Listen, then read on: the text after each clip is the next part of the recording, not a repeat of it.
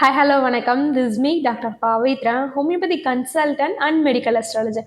இன்னைக்கு 2025ஆம் ஆண்டு மகர ராசிக்கு எப்படி இருக்கும் அப்படின்றத பார்க்கலாம். மகர ராசிக்கு இந்த வருஷம் ஒரு ஹாப்பி நியூஸ் என்னன்னா, உங்களுக்கு வந்துட்டு இது நாள் வரைக்கும் இருந்த 7.5 சனி முடிவு பெற்றது. இன்னையிலேருந்து நீங்கள் ரிலீஸ் ஆயாச்சு. அதே மாதிரி இந்த 2025ஆம் ஆண்டு 3 முக்கிய கிரக பயிற்சிகள் நடக்க போகுது. ஃபர்ஸ்ட் மார்ச் 29ஆம் தேதி சனி பயிற்சி.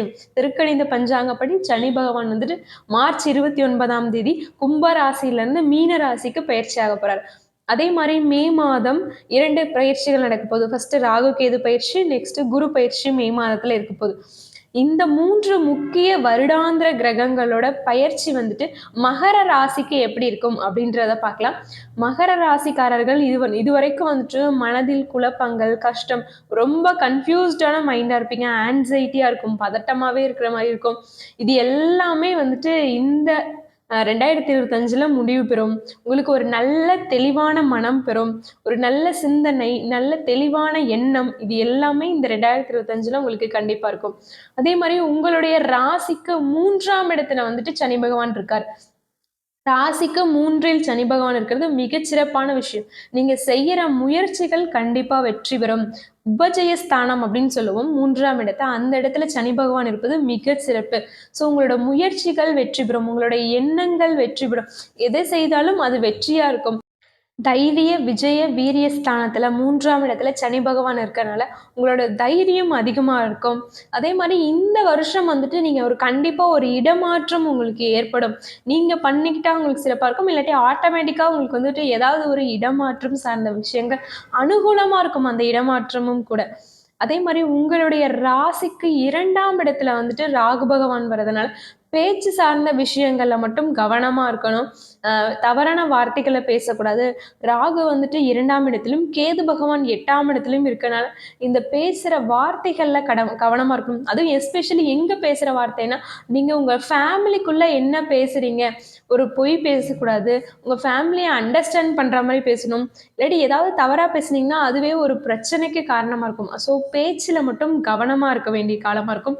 இது நாள் வரைக்கும் பண கஷ்டமா இருந்துச்சு, பணமே வரல அப்படின்னு சொன்னவங்க மகர ராசிக்கு எல்லாருக்கும் இந்த வருஷம் வந்துட்டு உங்களோட பண கஷ்டம் எல்லாம் விலகி நல்ல பொருளாதார வரவு உங்களுக்கு கண்டிப்பா இந்த 2025ல உங்களுக்கு கிடைக்கும்.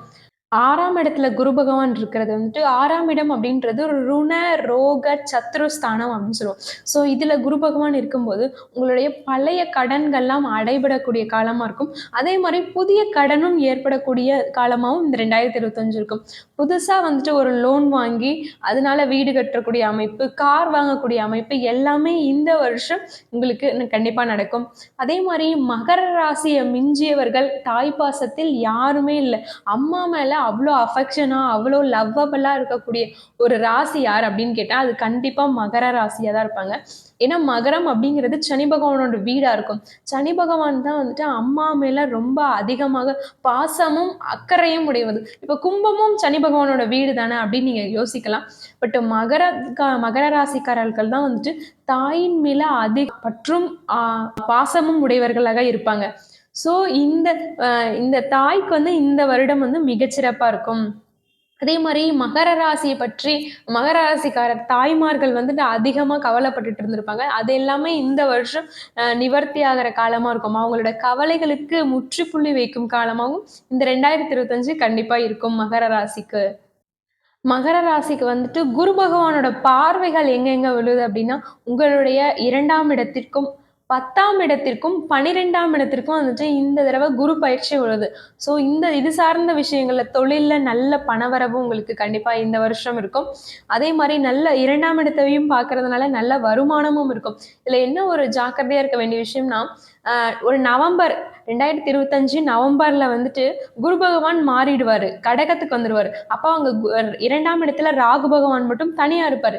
இது வரைக்கும் வந்துட்டு ராகு பகவான் 2025 ஃபுல்லாவே நவம்பர் வரைக்குமே ராகு பகவானுக்கு குருவின் பார்வை கிடைச்சிட்டே இருக்கும். அது வந்துட்டு குரு சண்டால யோகம் அப்படின்னு சொல்லுவோம். ஸோ குரு பார்வை கிடைச்சது.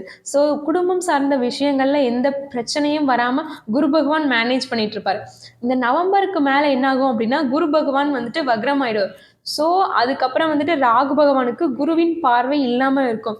அந்த காலகட்டத்தில் ரொம்ப கவனமாக இருக்க வேண்டியது இந்த மகர ராசிக்காரர்கள். அதே மாதிரி மகர ராசிக்கு வந்துட்டு இவ்வளோ நாள் வந்துட்டு தனிமையில இருந்தோம், ரொம்ப தனிமையில் வாழ்ந்தவங்களுக்கு எல்லாமே இது ஒரு மிகச்சிறந்த பொற்காலமாக இருக்கும். எல்லாருக்கும் வந்துட்டு திருமண வாழ்க்கை, திருமணம் கைகூடும் அமைப்பாக வந்துட்டு இந்த 2025 கண்டிப்பாக கிடைக்கும். அதே மாதிரி பெயர், புகழ், அந்தஸ்து, உங்களுக்குன்னு ஒரு அங்கீகாரம் எல்லாமே இந்த 2025ல் கிடைக்கக்கூடிய ஒரு ஆண்டா மகர ராசிக்கு கண்டிப்பாக இருக்கும். மகர ராசிக்காரர்களுக்கு வந்துட்டு பிஃபோர் மேக்கு முன்னாடியே வந்துட்டு உங்களுடைய ராசிக்கு 5ஆம் இடத்துல குரு பகவான் இருப்பார். மே மாதத்துக்கு அப்புறம் தான் குரு பயிற்சி வரும்.